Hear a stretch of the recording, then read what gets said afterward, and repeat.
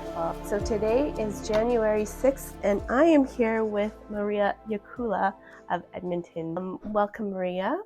Thank you. Thank you for coming. And we're just going to have a little conversation, a little interview about spirituality. And before we start, can you just share a little bit about yourself, like who you are, where you live, and what you did prior to you being retired?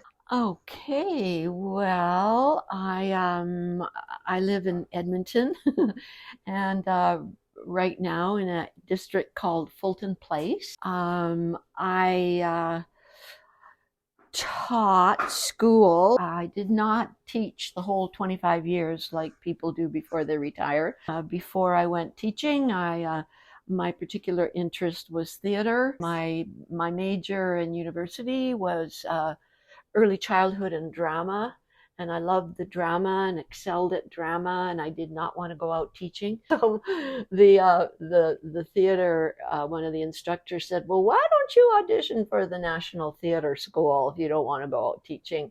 So I did, and I was accepted, and so I went to the National Theater School and Wow. became an actor. So then I did a couple of years of acting. Even did a show at the Citadel at one point. Oh, lovely. Headed out to Vancouver, had a terrible psychological breakdown, at which point I think was my spiritual journey. Came back to Edmonton and went back into teaching school. And then all the while, the spiritual journey was very strong there. Oh, I got it. Thank you. Let's start in with the conversation about spirituality. What was spirit like? What did you grow up with in spirituality? Like, what kind of upbringing did you have, and what kind of beliefs were kind of did you inherit? Yeah, Jolene, I think that's a really important question.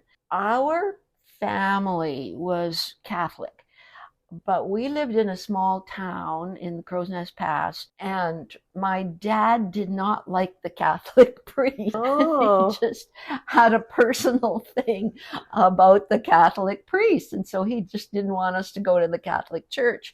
And Mom was insistent that we went to some church, so she had us go to the United Church, where we joined the choir and we joined Girl Guides and things like that. So that was our introduction to spirituality. Introduction meaning that we had a little bit of a taste of two different, like Catholicism and Protestantism.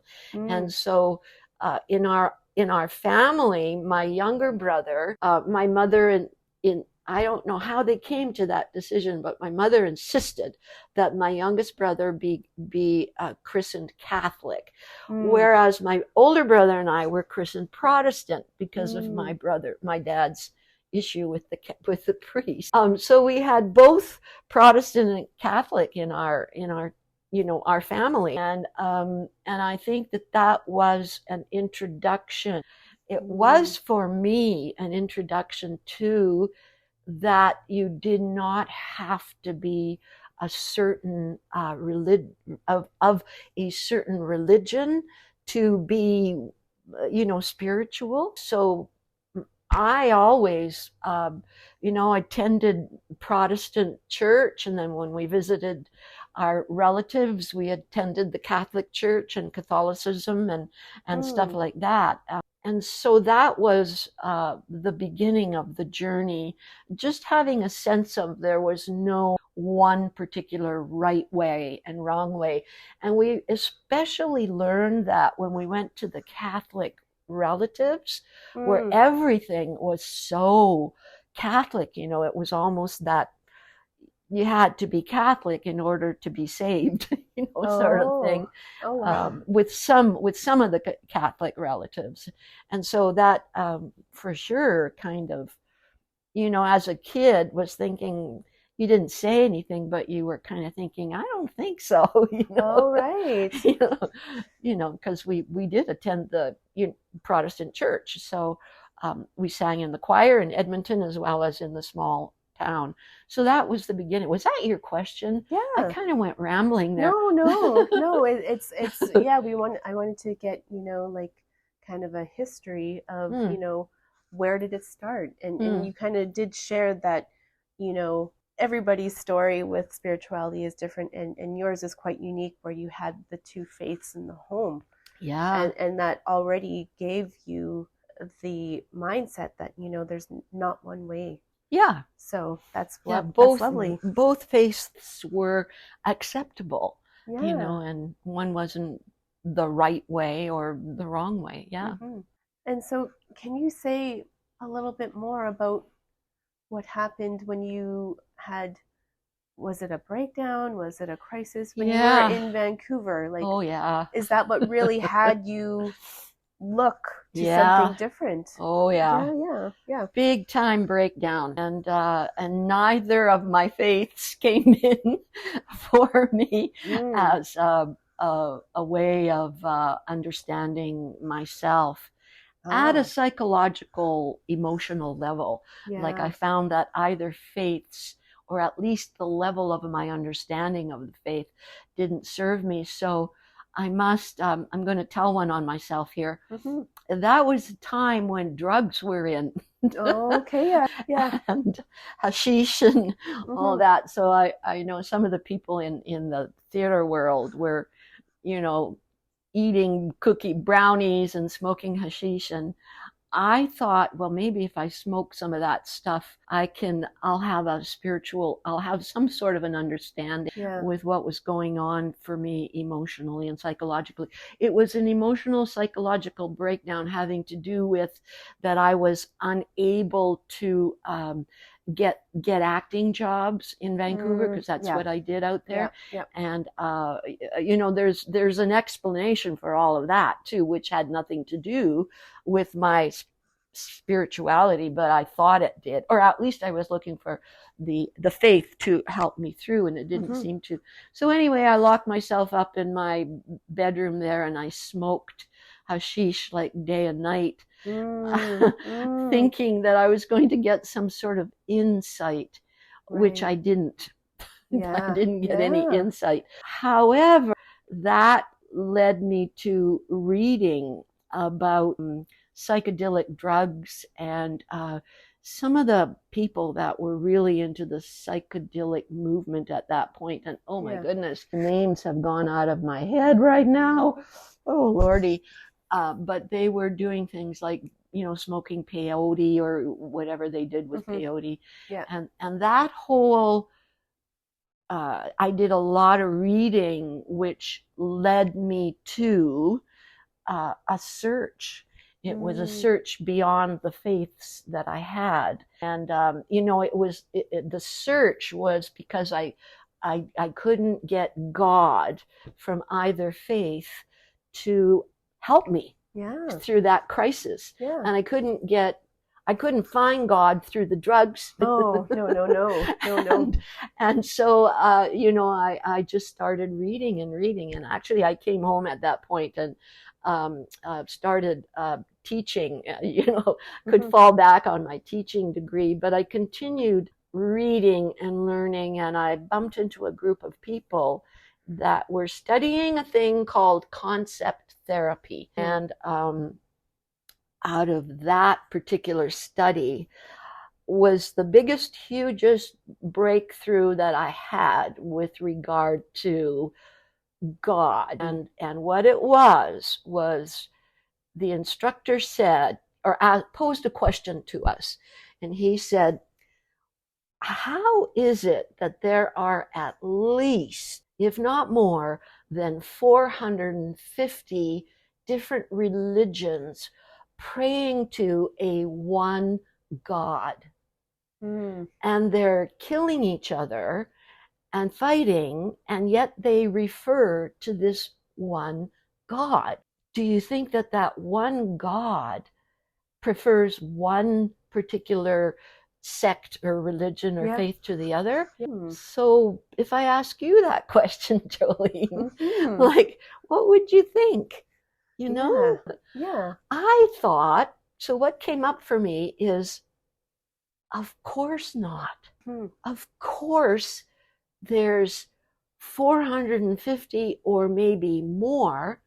And that was coming from my Catholic Protestant faith introduction as well, that of course it's the same God. Hmm. And of course that God wouldn't want the problems that are happening between faiths. And we came to the conclusion that it was an interpretation. Yeah. It was the way that these people interpreted certain things Mm-hmm. that caused all the problem. Mm. So we're left with, well, what is this God? And the big answer, I can just feel myself, my heart's just pounding here. But the guy put a big X on the chalkboard. It was a chalkboard at that time, and said, God is an unknown quantity. God is an unknown. And that's all that he said. And so so we're sitting with this, oh my goodness, it's an unknown. Yeah. And it's an interpretation.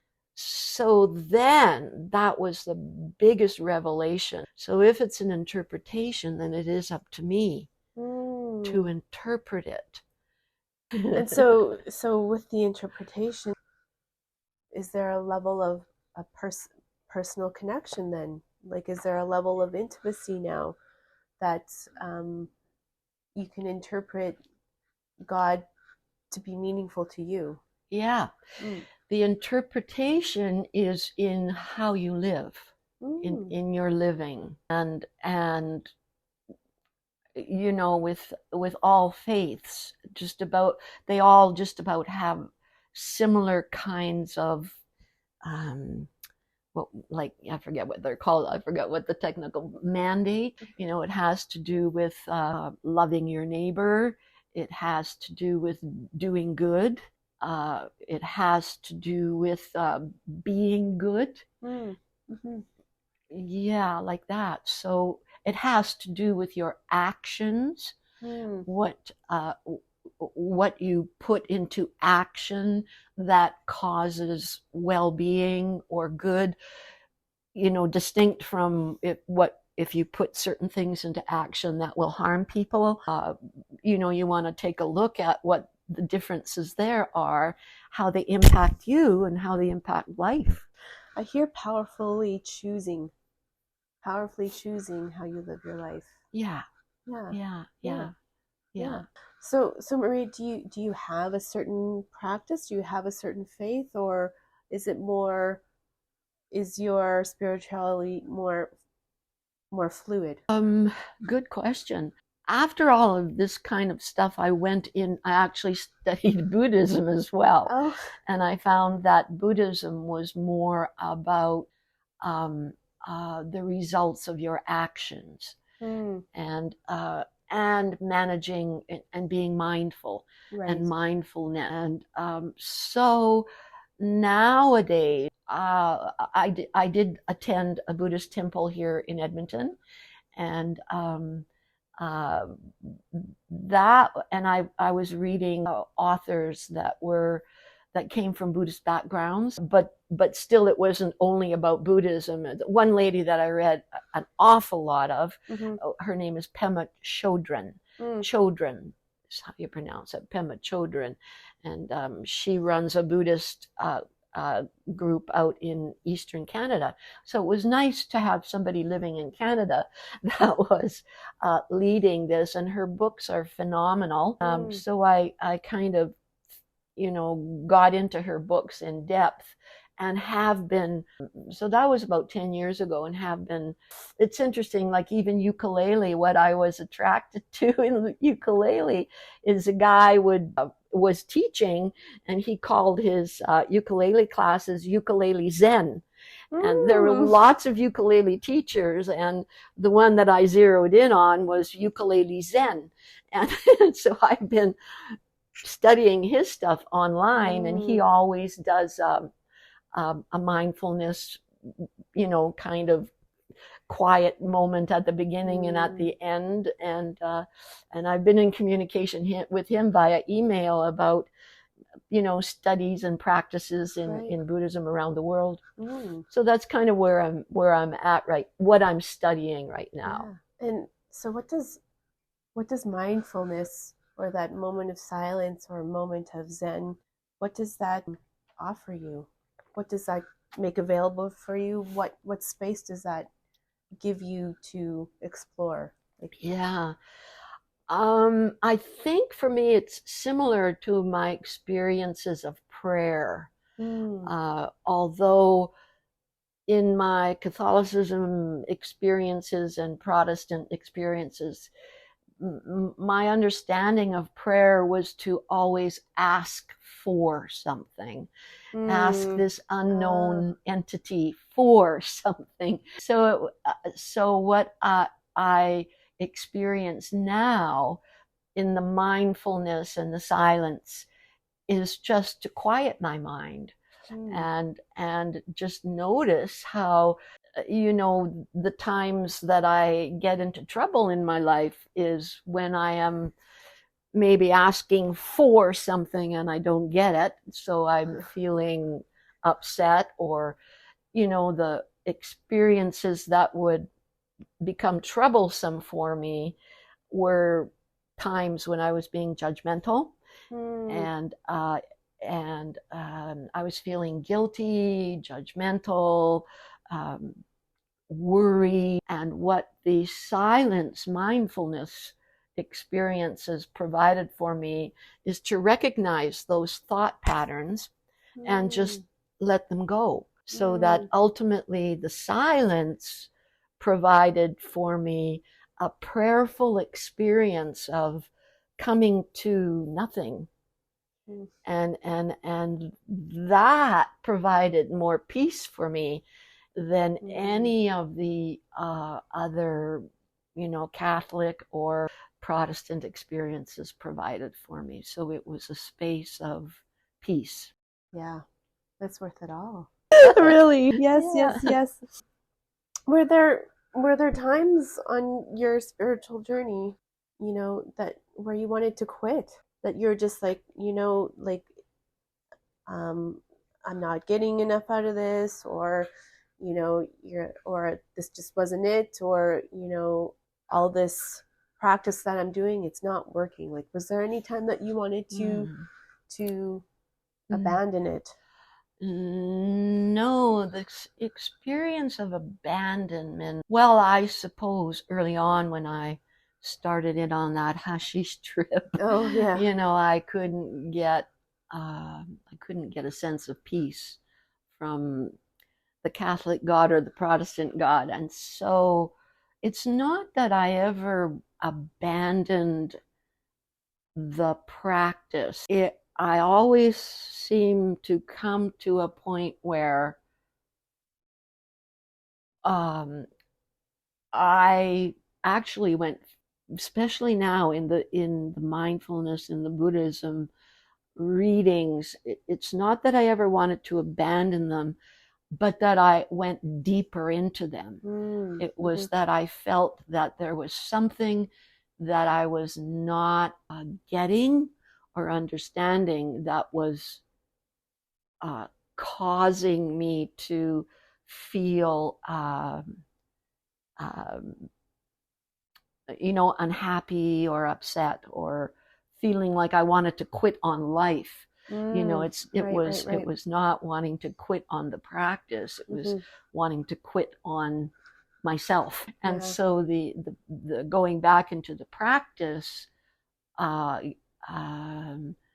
helped me understand where my understanding or my interpretation was off track a bit, or off the path somehow. So I mostly, when I got into trouble, was wanting to quit on me. Oh, I'm so happy that you didn't. Now that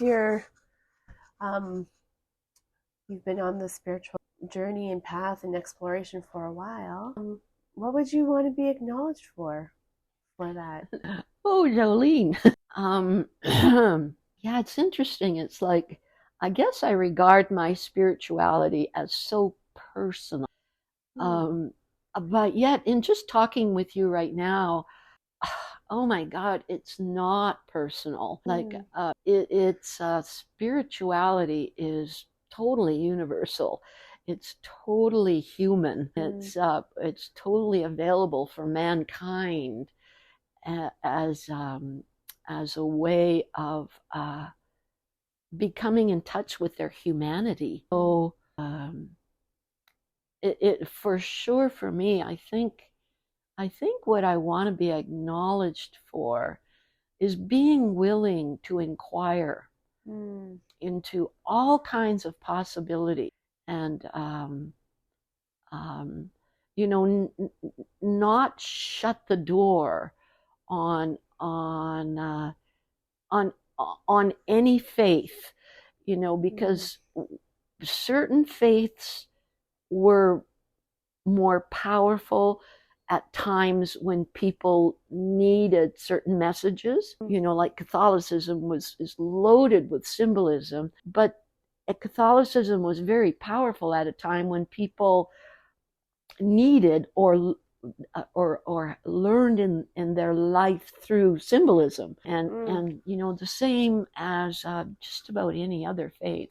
So uh, what I want to be acknowledged for is being willing to stay open to the deep messages of spirituality of all faiths. Yeah. Well, I acknowledge you for being open minded and open hearted to find the truths that resonate for you as a human being. Thank you. Thank you. Thank you so much, Maria. I enjoyed so much learning about you, learning about your journey, and learning how open-minded you are about life and about this journey that we're on. Oh, So, thank you very much, Jolene. It feels really wonderful to to to have somebody else say that. oh yes. Oh my Thank you. goodness. Oh, thank you so much. This is Oh, great. thank you. All right.